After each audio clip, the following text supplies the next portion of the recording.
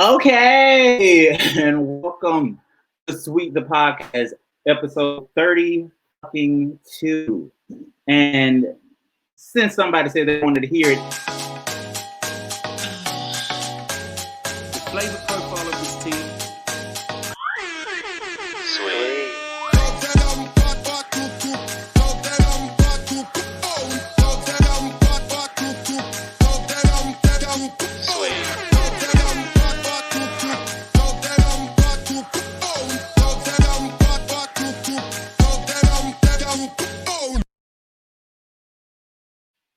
what's up? And welcome to Sweet the Podcast, like I said, episode 32. 32. I hope I said that correctly. For my Spanish and Latinos who are watching, I really do apologize if I fucked that up. But I'm not alone. I got some friends that help me co-host. Ow. And the first one I got is the okay, I'm gonna stop. It's from LA. All the way from LA. JP knows. What's up, friend? Yeah, what's up, baby? How you doing? I'm good. The hair is laid. The slow jam sweater is giving me. Your background too is. Oh, thanks. I wanted to do a little setup. I got my ring light, and yeah, here I am. I'm happy to be back on this show. Oh yes. Yeah. He is a returning guest. The first episode was his spotlight on him and everything that he does over at Obvious Mag and LeMayday LeMayday's Limelight. Damn. Yeah. And also we have I think this person has been on this goddamn podcast more than it's about as much as me. And Shelly J, what's up? What it do? How you doing? I like his slow jams shirt. I like that. Isn't that nice? Thank you. That is nice. I'll send you the link. I got you. I'll send you the link. Thank you. It's kind of upstaging me a little bit, and I don't like it. But anyway, I'm finna jump right into the fuck shit, and the fuck shit I'm starting off right now is this right here. West Must 2020. And if you don't know what the hell we're talking about this right here. Kanye West reveals presidential platform in exclusive interview with Forbes magazine. Kanye West did in 2016 say he was going to run for president in 2020. Didn't he say that? Mm-hmm. He did. So, and I just want to highlight a couple of things from his platform that I thought was interesting. The first thing he said, he's never voted in his damn life, ever. Never voted. I don't know why this was relevant. He was sick with COVID in February, and he's suspicious of coronavirus vaccine, terming vaccines the mark of the beast. I mean, the vaccine shit, I don't really agree with that either, especially with coronavirus, but we'll get to that later. He said he believes that Planned Parenthoods have been placed inside cities by white supremacists to do the devil's work.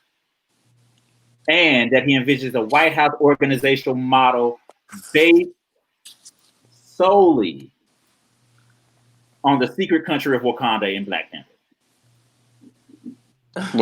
What? I know that was a lot of shit that I just gave you from his platform. That man is crazy. Hey, I mean, he's trying to figure, if Trump in office, he's a celebrity apprentice. Why not Kanye West? Kanye was supporting Trump in the beginning, and he said, but the T is, I think he's still supporting Trump. I believe this is a move completely to be in cohorts with him. Mm-hmm. Completely. And all it will do is it's going to sway younger voters who might think he has a chance to vote for him. Most likely vote for Biden, removing those, and thus almost guaranteeing Trump another term. Oh, let's get on that. But before I do that, because I see things. So if you got something to say, because I did say these lines will be open, and I just posted the link right there in Facebook and on Twitter for you to jump in this bitch if you got something to say. If you're bold enough, though. I don't think most of you are. No shade. But anyway, you said that he's gonna take the votes from Biden, which I'm glad you brought that up because he addressed that in this. Boom. And also he's running for president under a new banner, the birthday party. That's, the Democratic Party, the Republican Party. His party is going to be the birthday party. He created his own party. With guidance from Elon Musk and an obscure vice presidential candidate he's already chosen, like anything I've ever done in my life, says West, I'm doing to win. I don't know if they meant going, but this is I'm doing to win. He says he no longer supports President Trump. I'm taking the red hat off with this interview. And that he's okay with siphoning off black votes from the Democratic nominee, who is Biden, thus helping Trump. I'm not denying it. I just told you to say that the black vote is Democratic is a form of racism and white supremacy. This is Jaws, Kanye. This is Yeezy in the flesh. And I was a huge Kanye fan, but listen, let me clear this up. I hate Biden. I hate Biden. I hate Joe Biden to the guts and to the pits of my soul. I don't want to vote for him, and I don't know what I'm gonna do with that. I'm not voting for Trump, obviously, but I'm gonna vote for Biden just for shits and giggles and laughs, because I know the country and the black vote and the millennial vote and Generation Z, we're not gonna be gung-ho enough to push Biden's old dementia-ridden ass out of the election. And you can still write Bernie Sanders in, but don't do that shit because not enough people are up on the cusp of this, up on the cusp. That was my light falling down because I was shaking. Mr. Bernie Sanders, huh? I mean, would you vote for Kanye West over Joe Biden? I wouldn't. Are you happy with Joe Biden as your presidential nominee? Well, he's really not the presidential nominee yet because... Right. I was just thinking about that. I was like, well, how is it a way that we can get someone else into the nomination this late in the game? I don't think that realistically that it would even be possible. It is. But it's realistic in a legal aspect, but it's not realistic in the human aspect as us people actually doing it. I mean, but it would take somebody who would have the balls to do it, and I think at this stage, I don't see anyone stepping up to that plate. Right, because everybody that was running, damn near now biking Biden, so they sucking Biden's dick. Throw away Kanye. Yeah. I agree. And with Kanye's bipolar. We know this. This is public information. He's actually bipolar. You can tell from reading that interview he did with Forbes that he's not in his right mind. And so when you think about electing someone to be the leader of the free world with the mentality that Kanye West is about to be the president, absolutely, that does not make sense. Let me say, literally today he was promoting a music video. And you got to think about this. When we're talking about foreign policy, when we're talking about stopping wars, nobody's stopping to pay attention to your music career, Kanye. It's almost as if it's a joke. So that's why I would absolutely not in a million years take Kanye seriously in this case. Like this isn't who he is. He's definitely throwing a wrench in an already shitty situation. It's so many things that does not qualify Kanye to run any fucking nation, let alone America. That's why he feels like he can do it, because basically he has the same mindset as Trump, basically. So Kanye said he really doesn't read books. All his information comes from TV and movies. He is still dealing with the death of his mother, I feel, and I don't know what the hell witchcraft Kim and Kris Jenner and all them got going on, pookity dookity and up in there to his so, and let alone Elon Musk. We're totally leaving that out. That Elon Musk is supposed to be his running mate. I love all the technological advancements Elon Musk is doing, even though it's leading up into transhumanism. But if you don't know what that is, Google it, because I will not get into that today. But Elon Musk is a crazy motherfucker as well. He hated when LA, this is your area, LA. He hated when LA was locked down for COVID-19 because he wanted his workers to get to work and continue to build Teslas and shit for SpaceX. Mm-hmm. And he said, oh, he's moving all his shit out of LA and out of California. Mm-hmm. Because he ain't got time for this COVID shit. He said it's fake. He said he got to make That's another money. thing I can't get with. Like, I think almost everyone knows someone that is either affected by it or has died by it.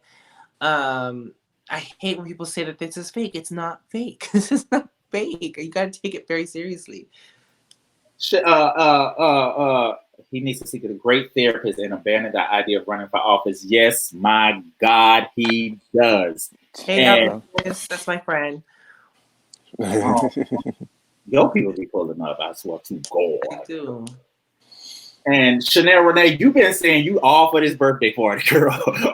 Why would you join this birthday? I like that name though. I like it's the birthday party. Mm-hmm. That's dope as fuck. But Kanye is not fit mentally to run anything. No, but his mouth. He's not fit to run his household. Do he even run his household?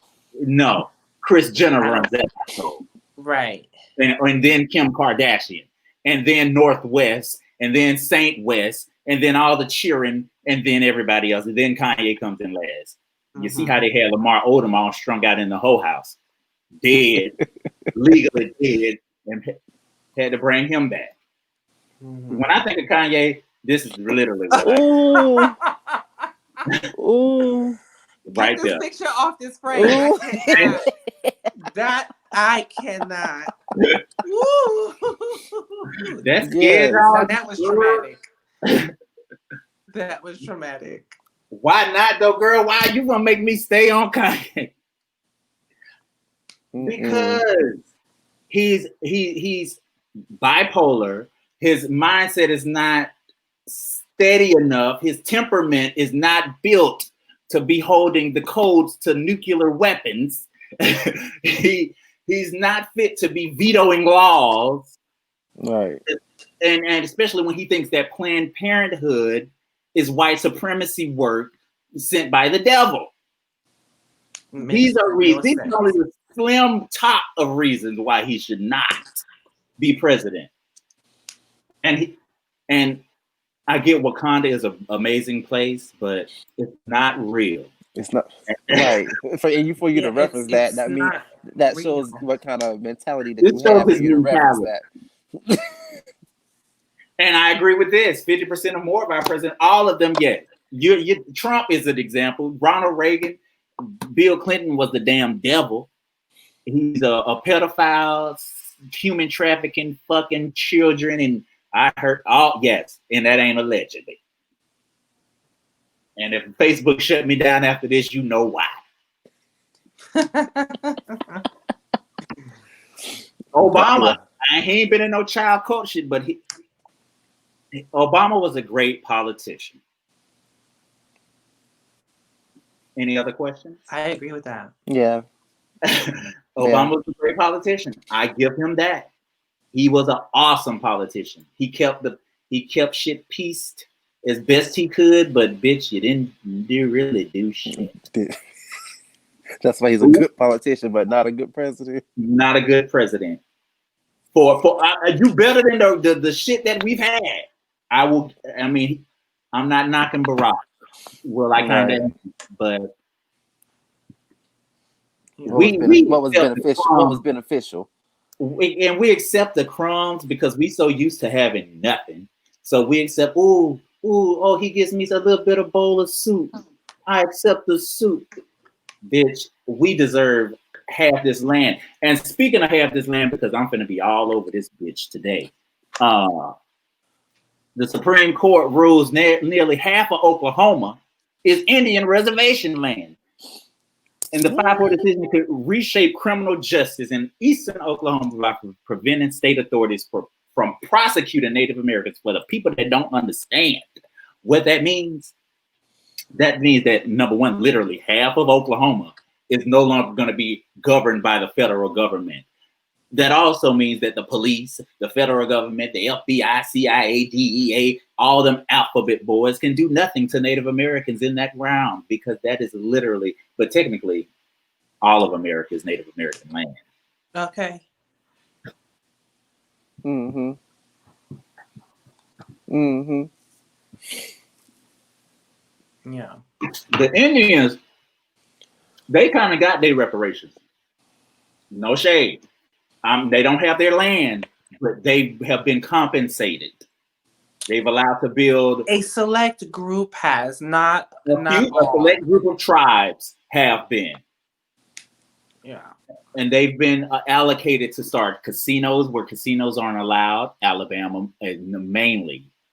The Porch Creek Indians, which I have roots in, but I don't have enough roots to get me a casino. have operate casinos. Even Seminole in Florida, in Tampa, the Seminole own that territory there, so they're allowed to have a casino. That's how they peddled to the Native Americans, because I won't call them Indians.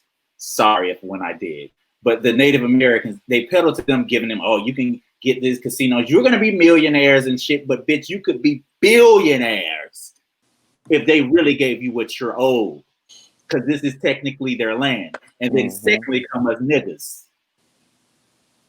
because we built all this shit. Mm-hmm. All these houses, infrastructures, and shit you see, we built. So we should be next in line for the reparations. And the last episode was about reparations. No, that was 2 episodes ago. And I won't get deeper into that. But number one, I will accept the check for reparations. I would definitely accept the check, which Bob Johnson, the ex-CEO of BET, proposed a whole thing that all descendants of all descendants of slaves would get $354,172 or some shit around that as one lump sum. I'll definitely take that check, but number one, that's not enough for the oppressive group of slaves. So, what you feel about reparations? You feel like $352,000 is enough money for all of the turmoil of 400 years? I'm not saying that that's enough money. I'm not saying that. I'll take it. But that's right. That's what I'll take. But at least someone's doing something in regards to that whole situation. My thing is, how is that money split? Like, is that per person? Is that per family? Right. You know, that also takes into account too. Per person. Okay. I don't know if that's for real. I didn't really get that. And then how many generations in? Like, how many generations back? Like, I'm curious about all of that. And like, so if you, let's say you, Sheldon, you had it, and then do they give that same amount to your child? Right. You know, or is there a cutoff at a specific generation? Right. Or do they say like, oh, here, the Johnson family, here you go. Oh no, the hell you don't. Or here, the Williams family, here you go. Oh no, the hell you how don't. You want to. I think there'd be much more in how that would be split. If they're gonna try to do that, because let me tell you why. Black people have a lot of kids. Black women, they fertile, popping them. So every time she have a kid, they go $350,000. They go $350,000. They go. They gonna stop that shit. So I get what you're saying, Josh. You're definitely right. They're gonna definitely try to regulate it. And we need land too. So again, that episode when we talk about reparations, we definitely need land so we can start our own shit, do our own thing. I mean, I accept all the races. I'm not against any race, but we need Black Wall Streets around this bitch. We have many suburbias around this bitch. We have many white commercial parks that are all run by white corporations. We need a Black-owned place that this town, this city, this state could be. They could chop California up. That's a huge. They're gonna ask you to like either choose one. You want the money or the land? Watch. And then that's what gets me back to this right here. Let me tell you. You telling me I gotta choose one, the money or the land? This is what I choose. Burn it. Burn it all down. If we can't get what we asking for, we need to burn it all down. And I'm I'm pissed that we done stopped burning shit down. But I ain't gonna get on that. This is how I feel. It's maybe because it's the There pandemic. you go with this picture. Be stressed. But back to people following along to all kinds of shit. I don't know. I was gonna get more into the Supreme Court shit, but it's so many cases that they done fucking revealed. But one thing I will pop on, you know what? Fuck it. Y'all ain't doing shit, and I'm finna fucking find it. Because I'm jumping right to the COVID and the goddamn kids. Oh yeah. This is insane. I'm jumping to the COVID and these cheering. It kind of make me feel like they trying to purposely either, forgive me for saying it like this, but I feel like they're trying to like kill off our kids. To be honest, right? There's like some type of extermination going on. Right. I feel like they're trying to like force our kids to go to school, knowing what's going on in the world, and it's like they're not giving two rat's ass about it. Like, like I'm gonna protect mine. Like if I feel like they ain't gonna go to school, they ain't gonna go to school. I'll homeschool them all day, every day. But what you're not gonna do is try to murder my damn child on the slide. Meanwhile, I think there's like the Department of Education or something. I don't know the exact term. The board committee or whatever, they all still get to work from home, but we're gonna send the kids to school. That doesn't make no sense. Why? So you get to work from home, but the future, the youth, they have to go and risk their lives. These families could possibly be affected and impacted by their children getting sick or dying. I'm gonna tell you what it don't make no sense. I'm gonna tell you, it makes sense for they white elitist ass, and mainly it's because the white people that are the elitists. And I'll get to this will lead into respectability politics again and back into the plantation politics of the plantation. Go ahead, Shell. Something telling me is that I think it's in regards to do with like the Medicare possibilities of it, because maybe they're trying to basically kill off our kids. I keep saying this. They're trying to kill off our kids so they won't have to keep on digging into the Medicare situation in regards to the baby boomers and all that good stuff. So they're trying to save as much money as they can for their damn self. Like, I also think that what's related here is that our younger generations are the most, out of all of our generations, they're the most activists. Most of them are activists. They call the shit out. Yo, Gen Z, like I have to really applaud them because they don't get no are coming out by the droves. They're literally using TikTok to sabotage Trump rallies. Like they're extremely vocal about social injustice and about inequality because they're seeing a world in a way that we didn't growing up. And so I think that the elitist supreme white folks are paying attention to that, and I feel like they're even trying to de-escalate that as well. They are, but they can't. Youngins are awake. They can't keep up. Millennials, we shook the table, but Generation Z, they flip the table. They flip that bitch over.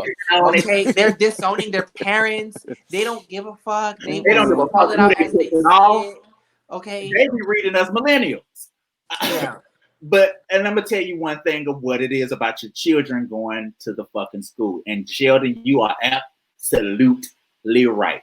They're trying to kill off your kids, but I'm gonna tell you, and both of what y'all saying is tying in together. Generation Z, and they're trying to kill your kids, and I'm gonna tell you how. Number one, they're reopening schools. They're forcing schools to reopen. They're literally forcing schools from the federal level.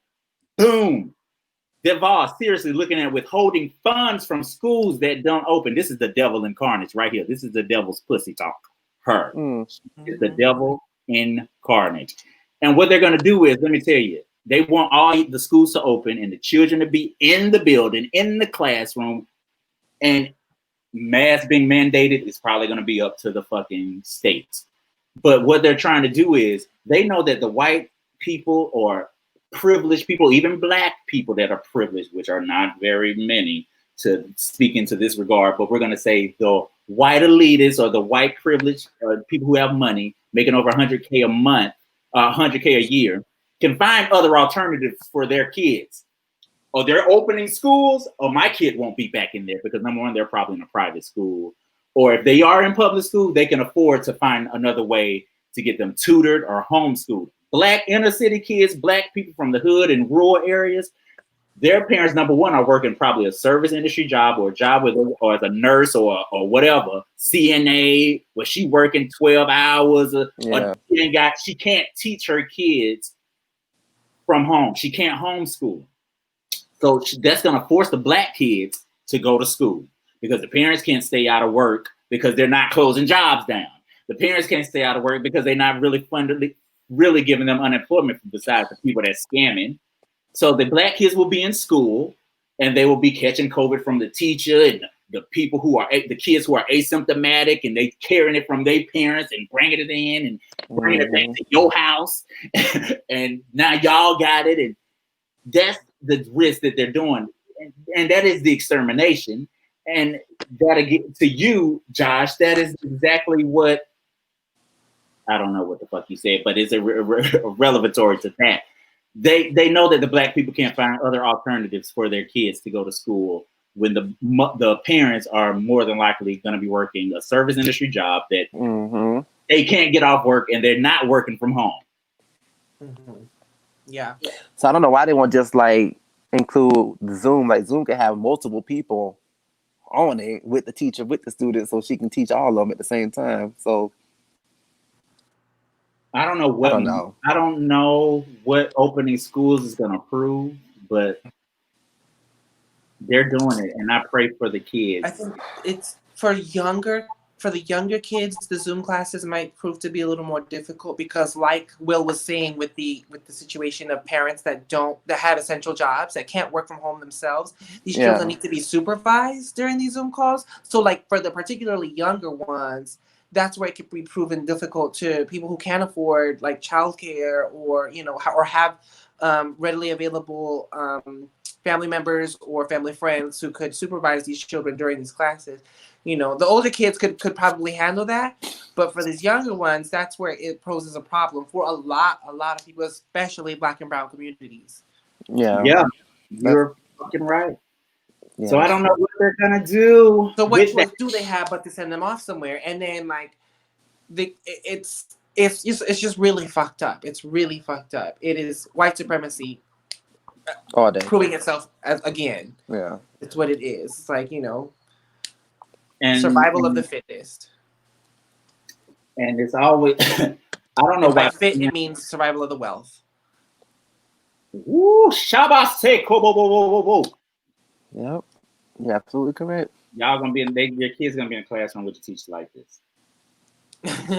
And the funny thing is, this is not a joke. They're actually proposing stuff like this. They are. This is it. And this is stupid to me. Kids have to learn. I understand that. Your kids definitely need to learn. And that's where the drawback comes in. Do you teach your kids from home? Or if you can't, you got to send them to a death pit.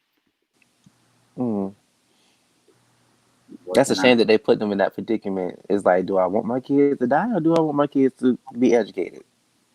And I've seen a lot of people on Facebook talking about this. People that I know that are black and that are not well-to-do and don't have no money and ain't doing shit for themselves. I've seen them talking about, oh yeah, open the schools. And like, bitch, your family will be the first one to feel the effects of any COVID running amok through a public school system.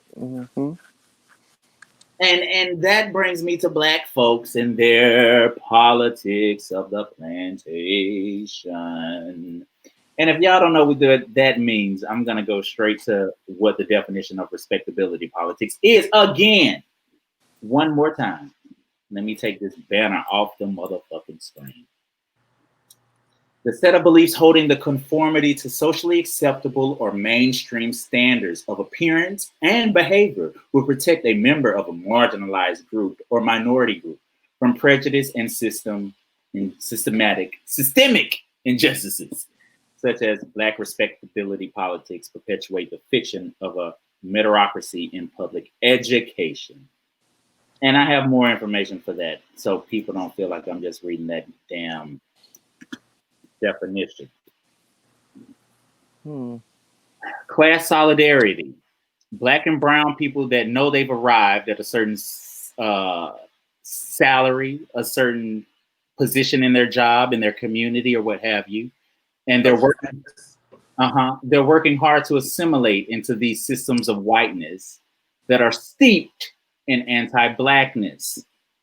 Now, beneficiary of genocide and slavery is anyone who can lick up the crumbs that fall from the table of white supremacy in exchange for their cooperation.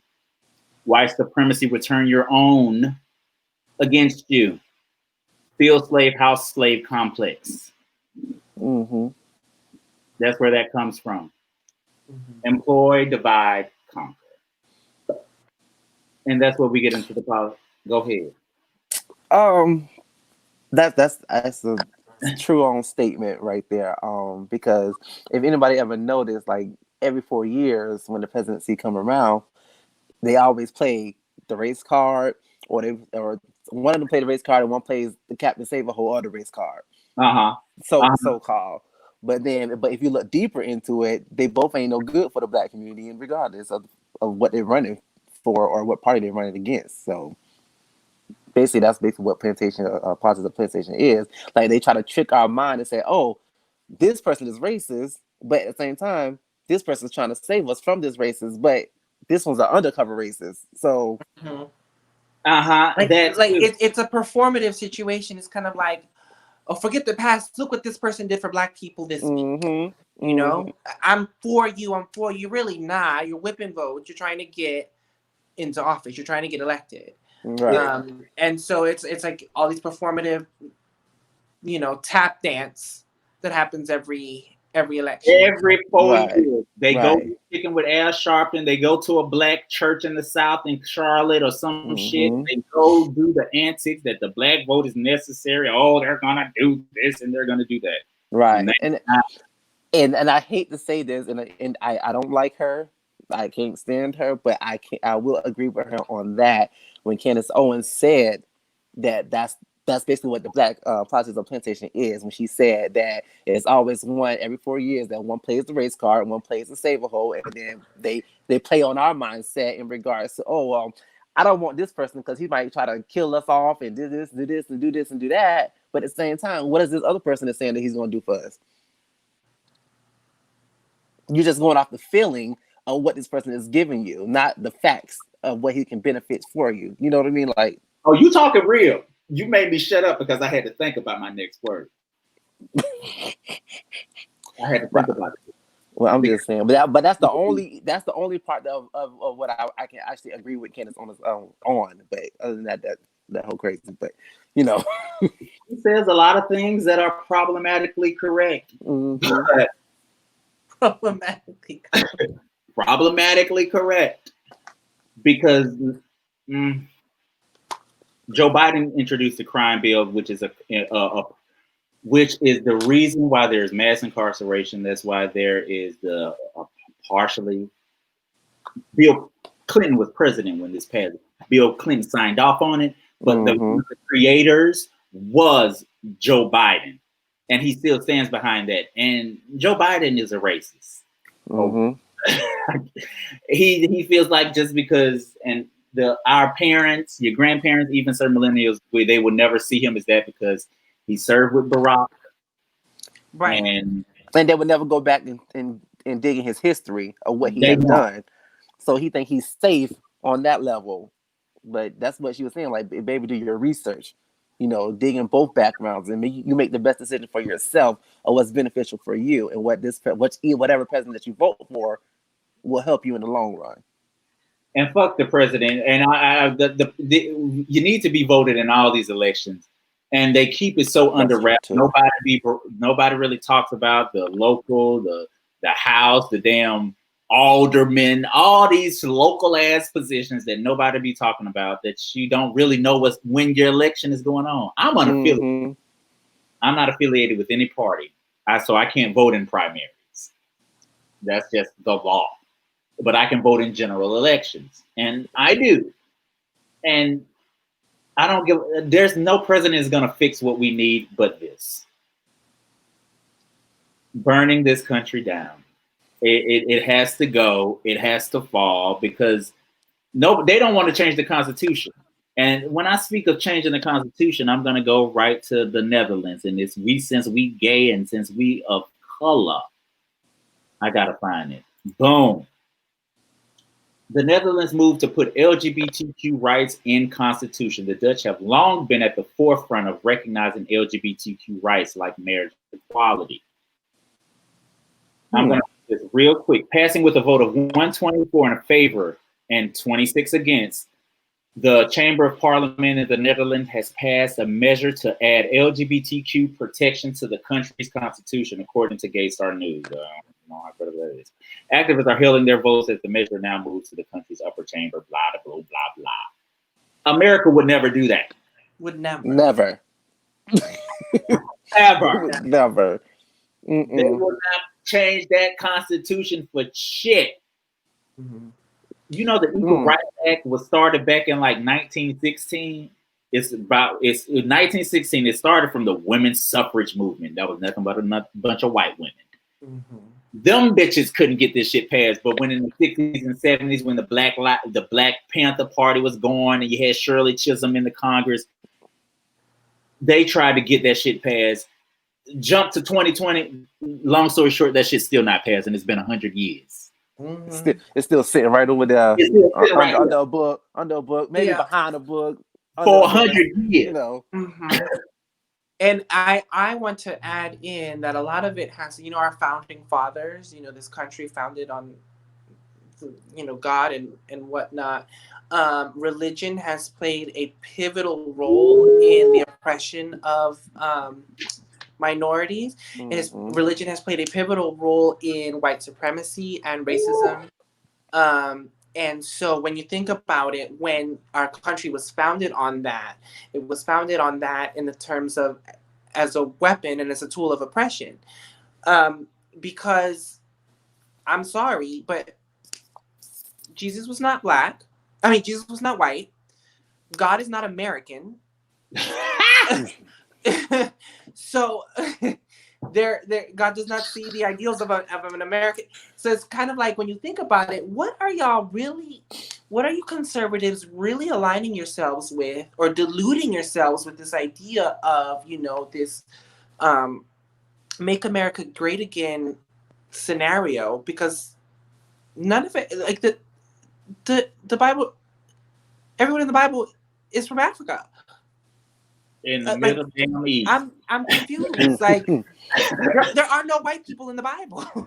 Not one. Like literally. Not one. But there's one. There's this conservative idea that the ideals of America's society is the American dream is to be this Protestant, Catholic, or Baptist, whatever, and it's such an American whitewashed version of the truth. And I honestly think that religion has been used in that sense, and that's been a very core center of a lot of the problems that we face as minorities in this country. The table. And I'll tell you what, religion is the greatest weapon and the greatest downfall, the greatest tool white supremacy has against all of us in America. America was built on white supremacy's viewpoint and version of scripture. I won't even. And by no means, and I'm not attacking anyone's faith, but I need people to dig deeper and look at history and understand where your faith stems from, because baby, the faith didn't protect the slaves. If anything, it just kept them suppressed. The slaves got their own versions of the Bible. They're slave Bibles. They didn't get the real shit. And the Bible is not the real shit. Yeah. That is 66 books. There are more. The Apocrypha. Google that. Apocrypha. I would spell it right now. I would have to write it out. APROPCH, something like that. Apocrypha. The Book of Enoch. All those books, number one, they are a part of the Bible that is not a part of the canon that they deemed that was necessary for people to accept. We're not getting into all the different translations and all the extra things of that. But religion is dangerous. And again, I'm not attacking anyone's religion because I believe in God and I believe that Jesus was real. Mm-hmm. I do believe this, but I don't believe.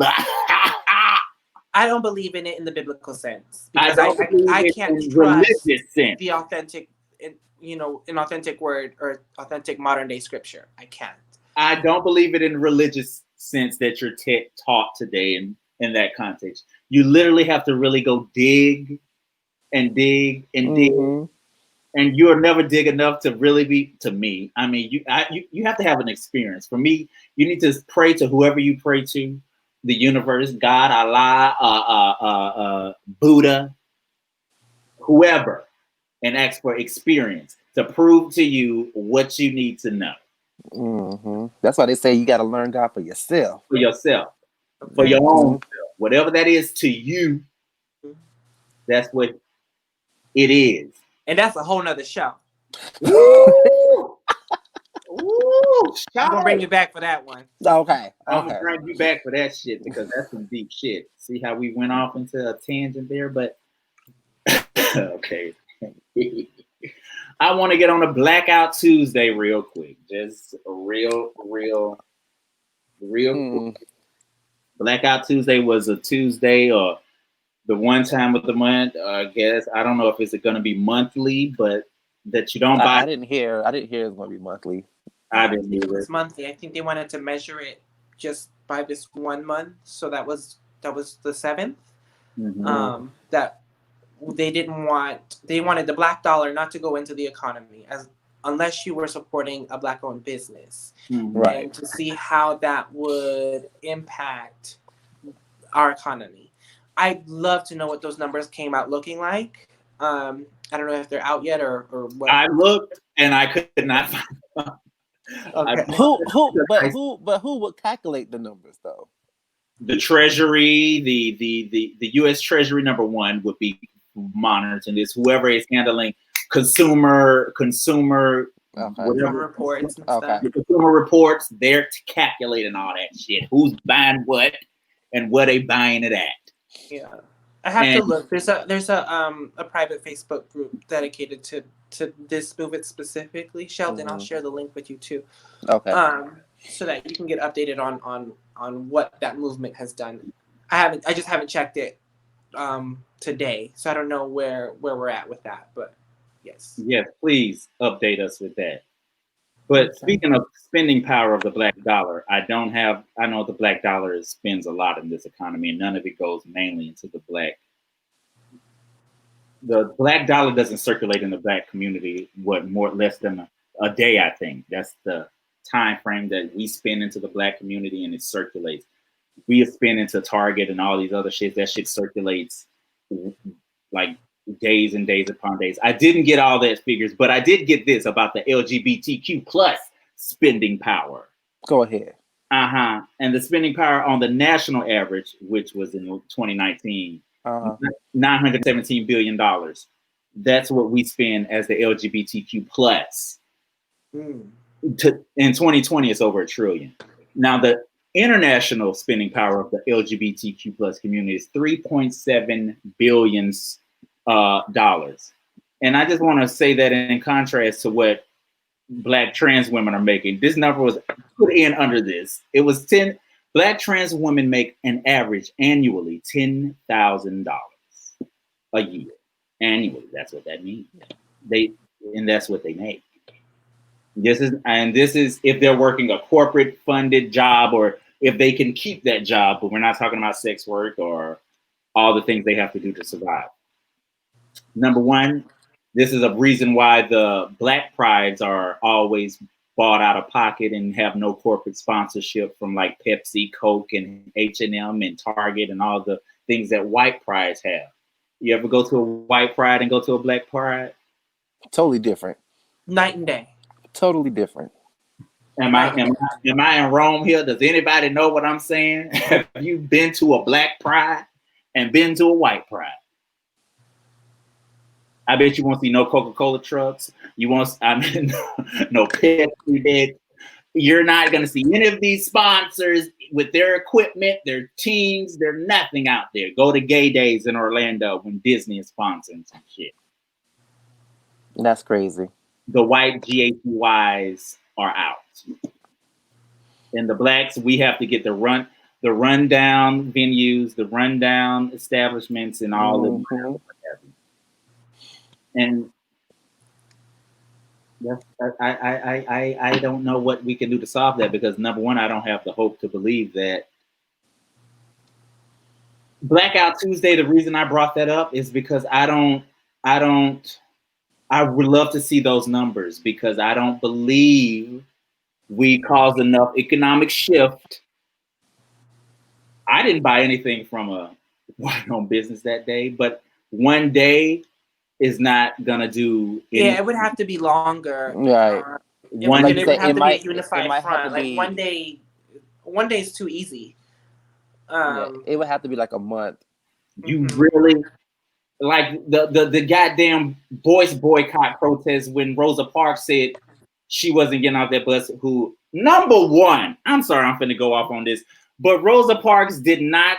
This was planned and orchestrated with Rosa Parks. If you people did not know, if you do not know who Claudette Colvin is, Colvin, Colvin, Claudette Colvin. She was the first young black woman to sit on that bus in Montgomery, and she had a whole thing. They kicked her off the bus, the same kind of shit that Rosa Parks went through.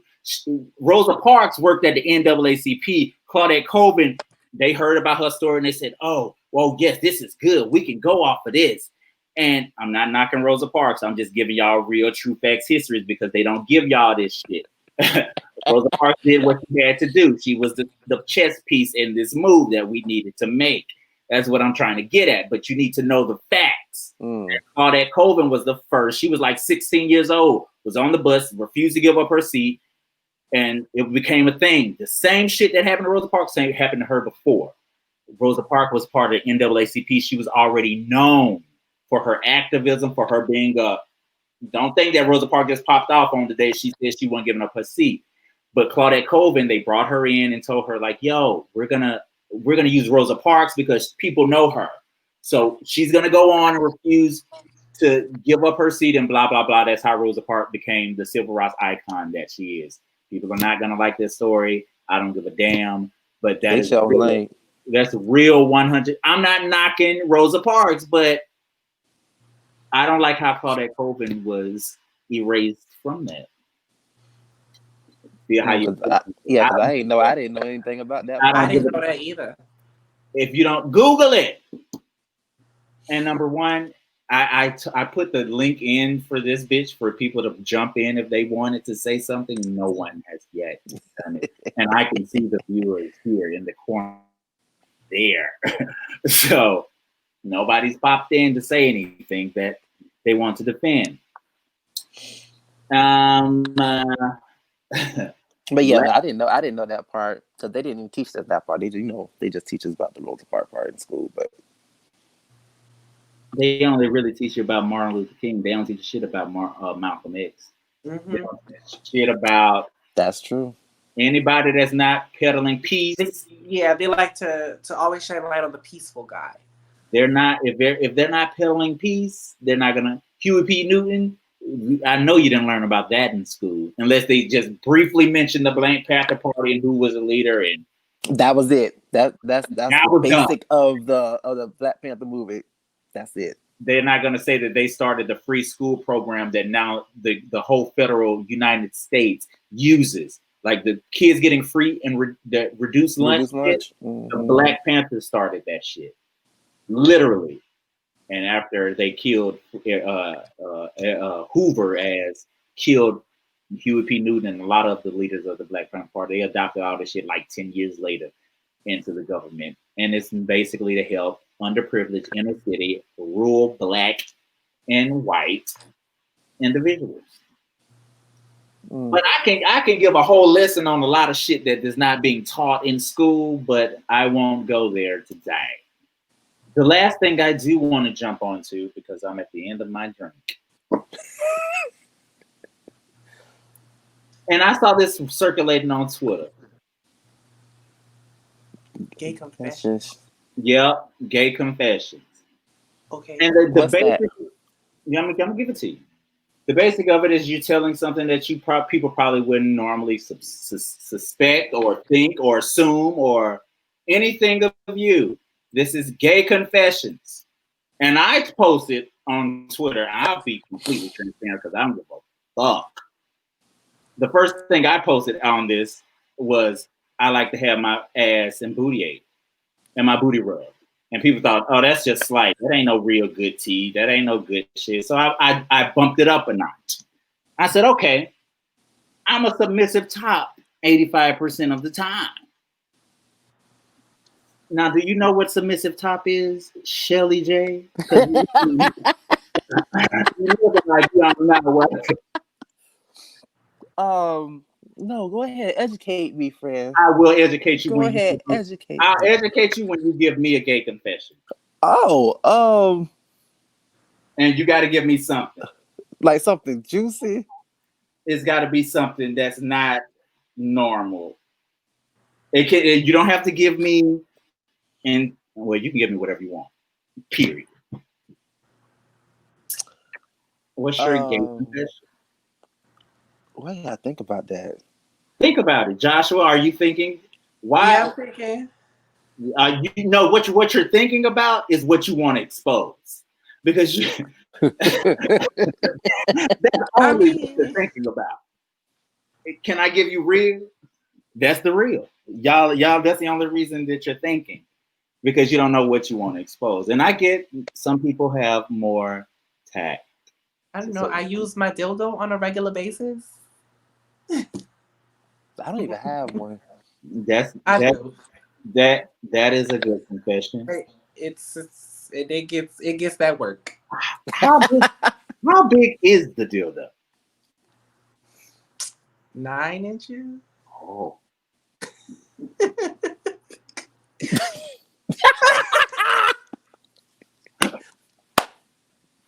Don't do me. Don't do me. I'm sure Shelly J has something he'd like to say, because I mean 9 inches, that's almost equivalent. Almost equivalent to. Equivalent to what? Oh, to him. Oh. Anyway. Anyway, my gay confession. What's your gay confession? I love me some Regina. What's I say? My gay confession is, a lot of people don't know this. Ooh. Well, a lot of people would put a judgment on me just because of something, but a lot of people don't think that, I be talking to girls. So that ain't gay, bitch. That's your straight confession. I guess it is gay, because a lot of people don't know this. So now I'm intrigued, and now I am curious, and so you do. So you're bi. I mean, I dibble and dabble. That's just a little bit. Not identify? He's bi adjacent.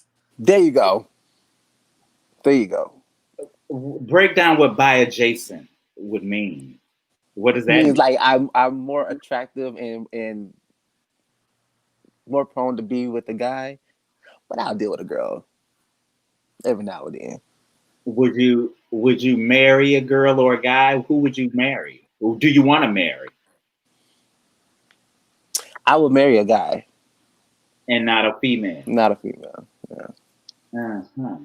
That's so. I get that. It's so intriguing. I love it. Wow, Shelly J, you really gave us a gay confession. That's amazing.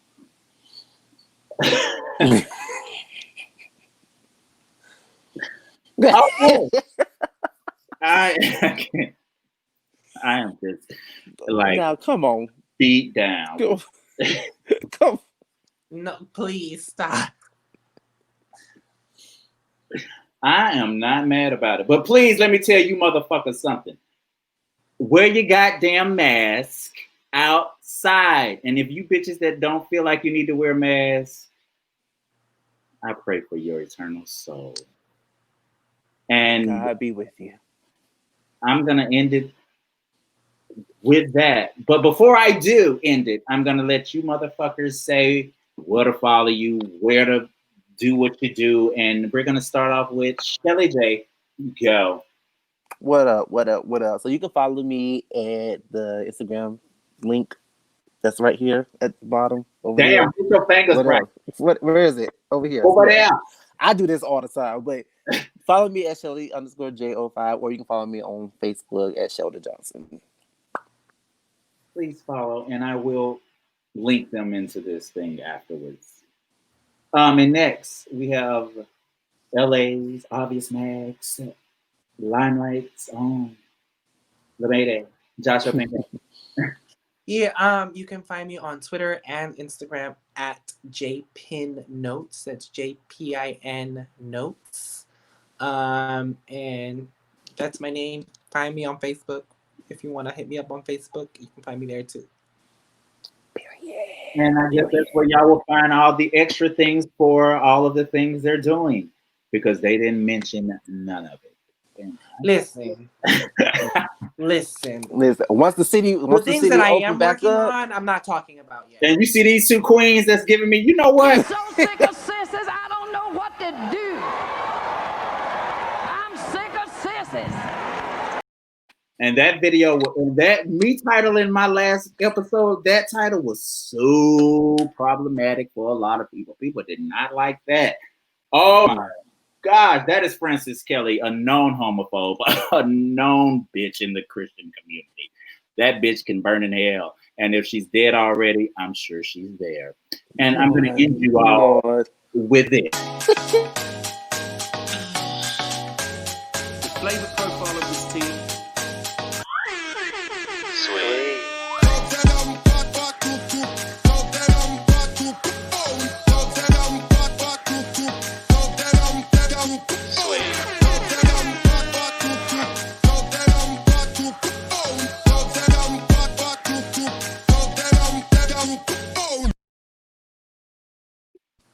And I'm back. So first off, please follow Sweet the Podcast on YouTube. Sweet.the Podcast. One word, no spaces. Also follow me at Will.the3rd on Instagram, Will_the3rd on Twitter, because you gotta be different. Please follow Sweet.the Podcast on IG, Instagram, Twitter, all of the things. And if you don't like watching and seeing this mug, you can always listen as well. Everywhere you can listen to a goddamn podcast: Apple, Spreaker, Stitcher, iHeartRadio, Spotify, TuneIn, any goddamn thing you're listening on it. Comment, rate, review, subscribe, and until then, the next episode for Spilled Tea on OnlyFans will be coming next week too. By the way, gotta go bye.